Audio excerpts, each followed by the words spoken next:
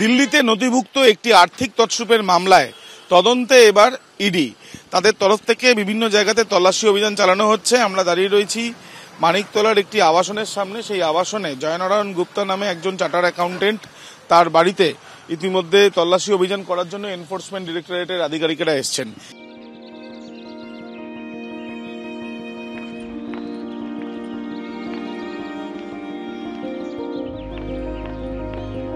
যেটা জানা যাচ্ছে যে পাটনা থেকে বেশ কয়েকজন অফিসার তারা এসছেন সেন্ট্রাল ফোর্সের আধিকারিকদের নিয়ে।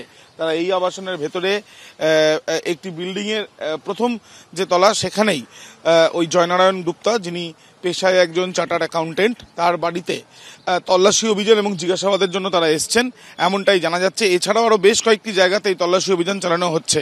কোটি কোটি টাকা নয়ছয় করা হয়েছে, এরকমই অভিযোগ দায়ের হয়েছিল দিল্লিতে, এবং সেই পরিপ্রেক্ষিতেই এই তল্লাশি অভিযান, এমনটাই ইডি সূত্রে খবর। ক্যামেরায় অতনু কুণ্ডুর সাথে আবির দত্ত, এবিপি আনন্দ, কলকাতা। সাত সকালে কলকাতা ও জেলায় জেলায় এনআইএ অভিযান। মাওবাদী সংক্রান্ত মামলায় তদন্তে এনআইএ। পানিহাটির পল্লীশ্রী এলাকায় শিপ্রা চক্রবর্তী নামে মহিলার বাড়িতে হানা। শিপ্রা চক্রবর্তী ও তার স্বামী মাওবাদী সংগঠনের সঙ্গে যুক্ত দাবি করেছে এনআইএ।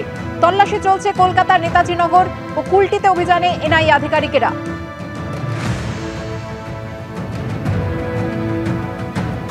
সাত সকালে কলকাতা ও জেলায় জেলায় এনআইএর অভিযান।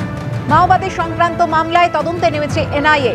পানিহাটির পল্লীশ্রী এলাকায় শিপ্রা চক্রবর্তী নামে মহিলার বাড়িতে হানা দিয়েছেন এনআইএর আধিকারিকরা। শিপ্রা চক্রবর্তী ও তার স্বামী মাওবাদী সংগঠনের সঙ্গে যুক্ত, এমনটাই দাবি করেছে এনআইএ। তল্লাশি চলছে কলকাতা নেতাজিনগর ও কুলটিতে। মাওবাদী কার্যকলাপ সংক্রান্ত একটি মামলায় এনআইএর বিভিন্ন জায়গাতে তল্লাশি অভিযান, তার মধ্যে অন্যতম কলকাতাও। যেটা এনআইএ সূত্রে জানা যাচ্ছে 12টি জায়গায় তল্লাশি অভিযান চালানো হচ্ছে। সেখানে রানাঘাট, ব্যারাকপুর কমিশনারেটের অন্তর্গত ঘোলা, এছাড়াও আসানসোল, কুলটি, সেখানে তল্লাশি অভিযান চালানো হচ্ছে। এবং আমরা যেখানে দাঁড়িয়ে রয়েছি নেতাজি নগর কলকাতার, সেখানেও একটি এই যে বাড়ির সামনে আমরা দাঁড়িয়ে আছি, তার 3 তলাতে এই তল্লাশি অভিযান চলছে। যেটা জানা যাচ্ছে এনআইএ সূত্রে যে এক ব্যক্তি জয়ন্ত ঘোষ, তার বাড়িতে এই তল্লাশি অভিযান চলছে। এবং মাওবাদী কার্যকলাপ সংক্রান্ত একটি মামলা চলছিল রাঁচি ব্রাঞ্চে, সেই তদন্তেই এখানে কিন্তু বিভিন্ন জায়গাতেই তল্লাশি অভিযান চালানো হচ্ছে। প্রসঙ্গত যেটা জানা যাচ্ছে যে মাওবাদীদের যে সেন্ট্রাল কমিটির মেম্বার, তাকে গ্রেপ্তার করা হয়েছিল জানুয়ারি মাসে, সব্যসাচী গোস্বামী, এবং গ্রেপ্তার করেছিল পুরুলিয়ার পুলিশ এবং পুরুলিয়ার ডিস্ট্রিক্ট পুলিশ।